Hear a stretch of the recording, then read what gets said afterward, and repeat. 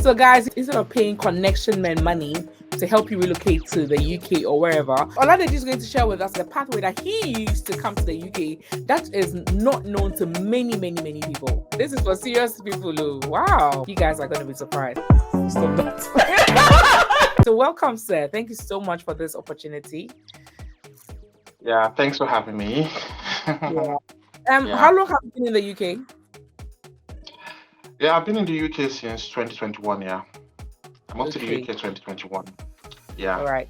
Can you briefly tell us a bit about yourself, your name, where you're from, just briefly. Okay. Yeah.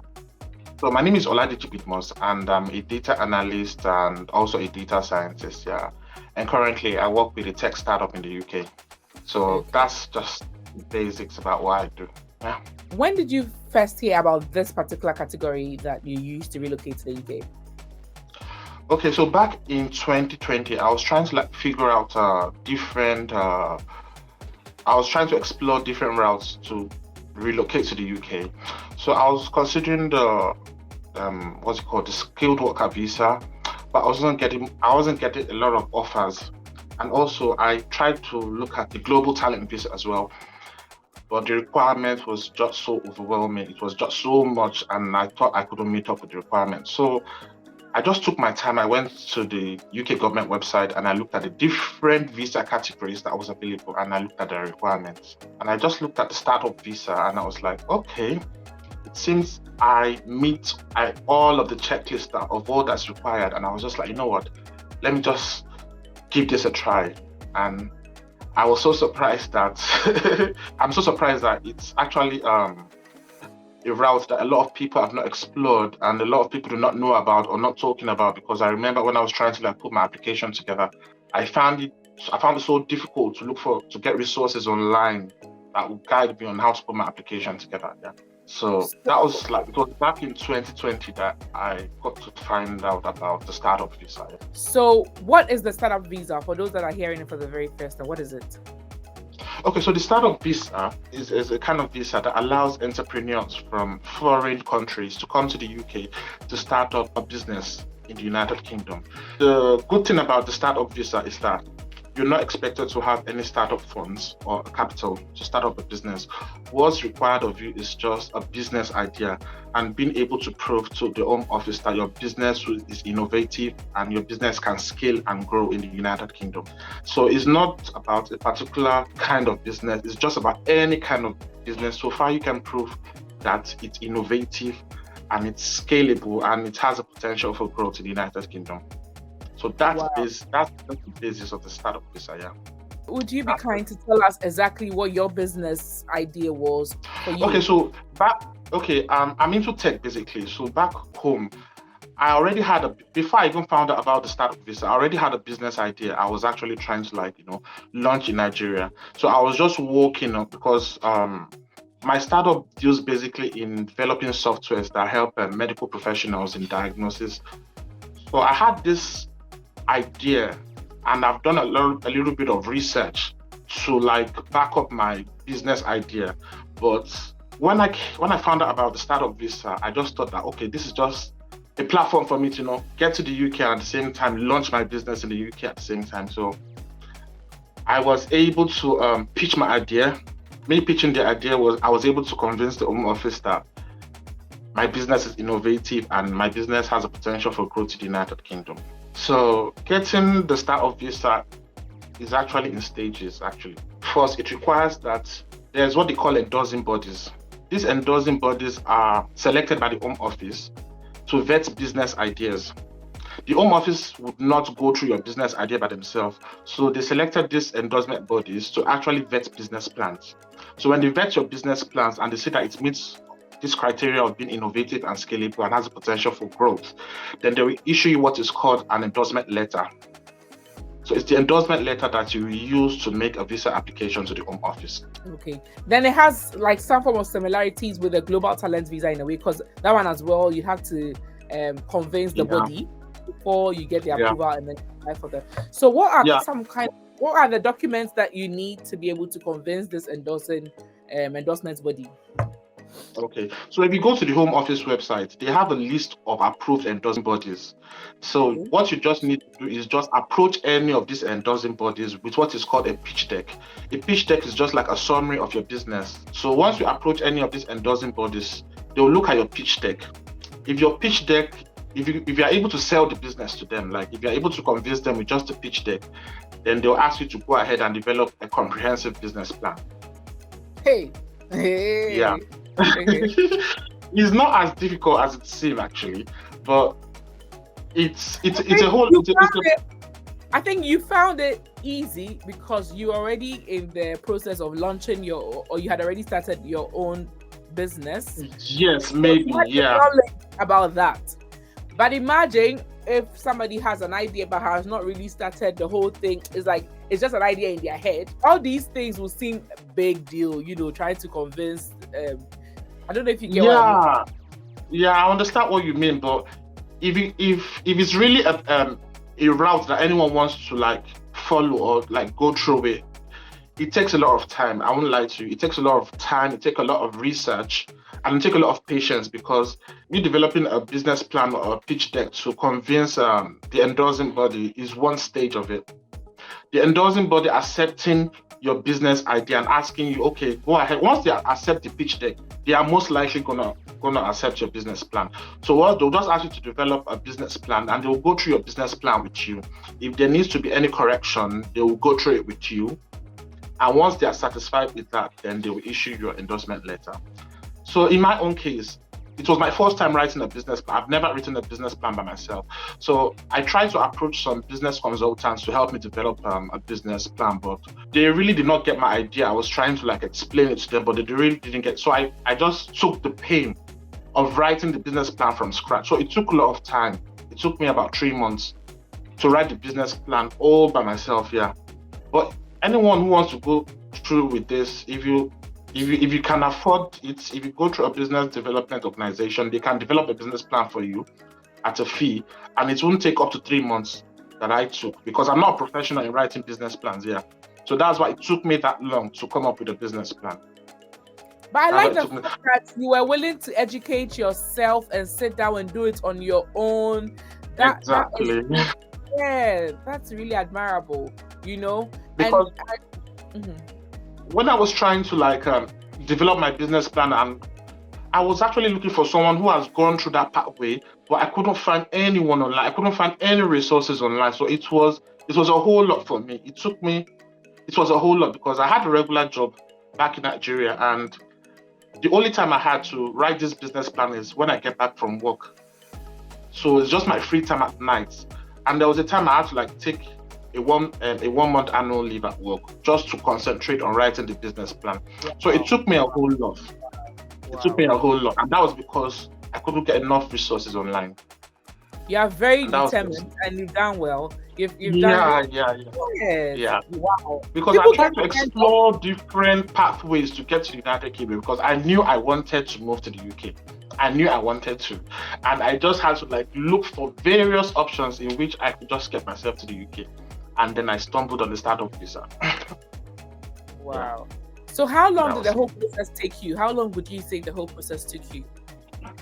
Okay, if I'm to add the fact that it spent me 3 months to write my business plan, to get my endorsement and also getting my visa, it took me roughly about 4 to 5 months. That's not It so took me about 4 to 5 months. Yeah, it took me about 4 to 5 months. You don't need to prove funds. Okay, the proof of funds you need is when proof of funds for maintenance that when you get to the UK, like the 1,270 pounds that's required, yeah, just to prove that you can have enough funds to sustain yourself while you get to the UK. Yeah, that's the only fund, and it's your fund. You're not paying it to anyone, so it's yours actually. So that's what you need during for your visa application, and also you need you pay IHS fees, yeah, and also proof of English proficiency. IHS is health surcharge, immigration health surcharge. Yes, immigration health surcharge. Yeah. I think that was about £624, I think, yeah, for 2 years. So that's about 1,000 to something, I think, yeah. Then your visa application is about £378, yeah. Okay. Yeah, the visa application was about 3, and it took me about 3 weeks for to get the visa from when I applied. How long did it take them to approve your your plan? I was so lucky with the endorsement body I came in contact with, because they even gave me an option that if you want us to like speed up the process, maybe you have something urgent to do in the UK, we can work on your business plan so fast. Yeah, we can work on your business plan, because I remember after sending my pitch deck to them, it was within a week they got back to me and told me that, okay, we love your business idea. So immediately I developed the business plan and I sent to them. Then they got back to me in about a week again to tell me that, okay, they love the business idea, but they have a little bit of issues with the financials, if I can just clarify it with them. So I had a Zoom meeting with them and I explained everything on the financials. And the following day, I got my endorsement letter. Wow. This visa category is for serious people. You cannot, because yeah, because you have to believe in that business. You can't just fake it, because you have to believe in it. Actually, that's the thing. You can't fake it. That's the thing, because I've had instances where the Home Office, even after submitting your application with your endorsement letter and everything, they still had to invite candidates or applicants, like maybe they were not convinced enough that the business ideas is their own, or they have an issue with the business plan.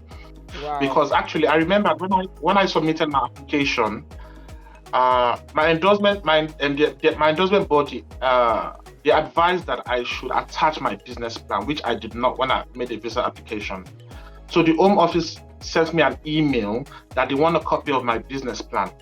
So even after going through my business plan, the Home Office again sent me an email that they need clarification on the research I did on the business. Wow. So I had to like dig out some of the research I did there, and I had to send it to them before I got my visa approved. Yeah. Wow, like I said, this is for serious people. Wow. How much did you pay for the endorsement body? There are different endorsement bodies. Some endorsement bodies will not charge you a fee. Some will charge you. And this is how it goes. Once you approach an endorsement body, they will try to convince you that you come on their maybe a business development program, because since you're launching your business in the UK, they'll be able to like guide you and give you enough resources to launch your business in the UK. It's optional. It depends on the endorsement bodies actually, but it's optional to enroll for that business development program. But I enrolled for it. So in my own case, it was £1,000. But that's not the condition for them to issue you an endorsement. It's just something optional. But I just wanted to be on the safer side, and I just wanted to increase my chance of getting the endorsement. So I decided to enroll on the program. Yeah. So what do they offer you after enrolling? What do they do for you? Yeah, after you get to the UK, they'll offer you business advice. They'll give you resources on how you can register your business in the UK. They'll give you resources on investors to approach, on how they can help you support your business. They organize a program at least twice in a year to bring all startup people on the startup visa together and just coach you and give some form of mentorship, on how you can run your business successfully in the UK. Wow. So for those who don't know, can you bring your spouse and your children to the UK under this visa category? Yes. Actually, you can bring your spouse, you can bring your children. Yeah, they are covered. Yeah. So your spouse, your dependent, and your children who are below the age of 18, they can all come to the UK under the startup visa. Yeah. And how long does it take on the startup visa to get permanent residency? Okay. So there's a downside to the startup visa, and there's been a new adjustment to it now. Before now, like when I got my visa, it's only 2 years. The startup visa is just for 2 years, and you cannot extend it, but you can switch to another visa category. But from the 13th of April of this year, they are trying to like scrap the startup visa and now change the name to what is called the Innovator Founder, I think. Yeah.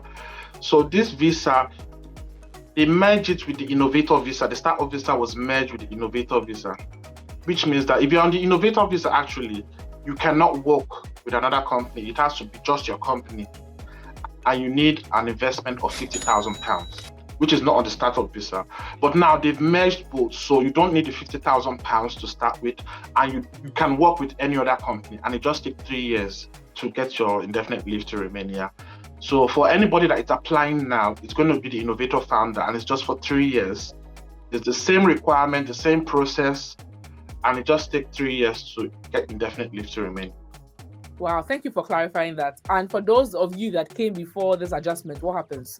Yeah, what I had to do is I had to switch to the Innovator visa. in my own case, that was what I actually had to do because I can't extend it. It's either after the 2 years, you go back to your home country or you switch to another visa category. So I was able to switch. So if you're on the startup visa and you're trying to switch to the innovator visa, you don't need the £50,000 investment. So far, you can show that your business has made some form of growth and you are able to convince your endorsement bodies, you do not need the £50,000. So I was able to switch to the innovator visa very well. Yeah. So now that the innovator visa has changed, I can work for any company. It doesn't have to be for my own startup. I can work for any company I want, and it only takes me 3 years to get indefinite leave to remain. That's really nice. So when you come to the UK through this visa route, when you get to the UK, what happens? Okay, it depends on what you want. Just like the startup visa allows you work for any other company. So when I got to the UK initially, I started looking for job. I worked with a lot of companies before I was able to take my time to work on my own business because I needed funds. I needed funds to keep to me. The reason for the startup visa is they don't need the initial startup capital, but they allow you come here, get a job, raise funds, and then build your business. It allows you work full time. So far, you can run your business. You can work full time. You can do as many jobs as you want here, and it doesn't have to be in any sector. It can be in any kind of sector. So now, how far are we with our business? Yeah, it's progressing. Yeah, I would say progressing. At least I've got some investors. Yeah, there was a bit of challenge when I initially got to the UK and I was trying to pitch to investors, but early this year I was able to get an investor. Wow. Who was able to do something fantastic. Guys, this is a second I'm going to take the making. Hey. Oh, sorry. Wow. Yeah. Wow. For you. Congratulations. Thank you. Maybe you come back and then when it has blossomed and now you are employing lots of people, you come back and Yes. What would you say the main challenges with this visa category? Yeah, the main challenge is it's for people who already have an insight of of running a business or wanting to develop a business. But I don't think if it's something you really want to do, I think all it requires is just taking your time to work on your business plan or your business idea and being able to convince. It's a little bit technical, but if you take your time, do a lot of research, you can still pitch to endorsing bodies. And again, even if you don't have a business idea, there are some business organizations that can help you develop a business idea. There are a lot of them online. There are a lot of them that can help you develop a business idea. They can help you develop a business plan. For me, who's not so business minded, my difficulty would be having a good idea to convince them. In fact, to even convince them that it's worth, I think that would be it's no joke. No joke. It's for serious people. Yeah. Yes. Wow. And are they only accepting business ideas in tech? No. I have a friend whose business idea was with on food actually. Yeah. Yes. So she came into the UK about I think a month ago or two. Yeah. So she was able to pitch her idea. She was able to pitch it in an innovative way or something, but she got an endorsement here. And she's trying to bring African food and sell it in a way to Africans in the UK, yeah. And she got an endorsement. So she's a caterer back home in Nigeria. Oladeji, this example that you've given, 10 people who are going to use it to apply tomorrow. Telling you. But guys, it's just you being able to sell it to the endorsing bodies and it should be innovative. Sure, there are a lot of food companies in the UK, but yours have to be different. It has to be innovative. It has to be maybe a new concept or a new way of getting food across to people. It has to be something different. It doesn't have to be a business that already exists. Yeah. Yeah. Wow. But I think that if you are somebody that genuinely has a business idea, and you are really have passion about that, I think this will not be difficult to you at all. This will not be difficult for you. Yeah. Unless it was quite easy, but the challenge I had was developing the business plan. I've never written one before. So it took me so much time to like, look on the internet, do a lot of research and all of that. But for someone who already has like a business idea and a business plan in place, it would be so easy. Yeah.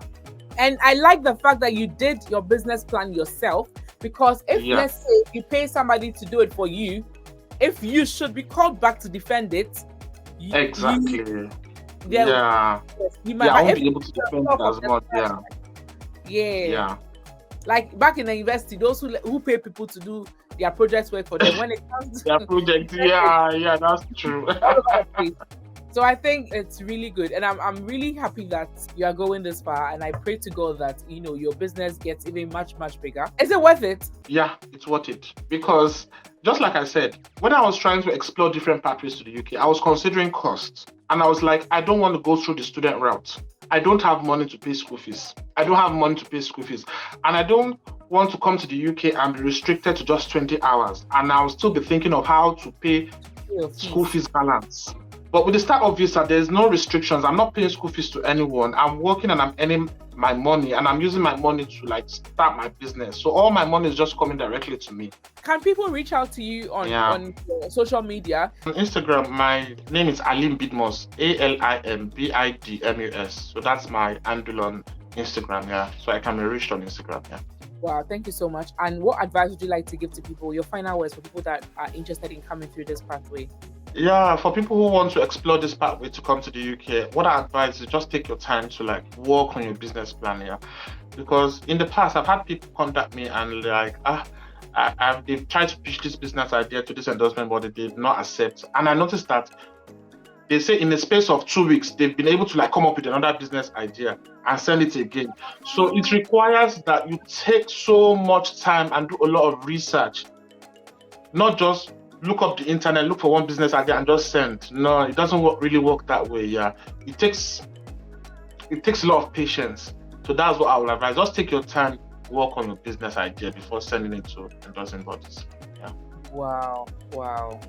That's really good advice. Oladeji, we are really grateful. Thank you so much. Bye-bye. Thank you. Bye. Thank you.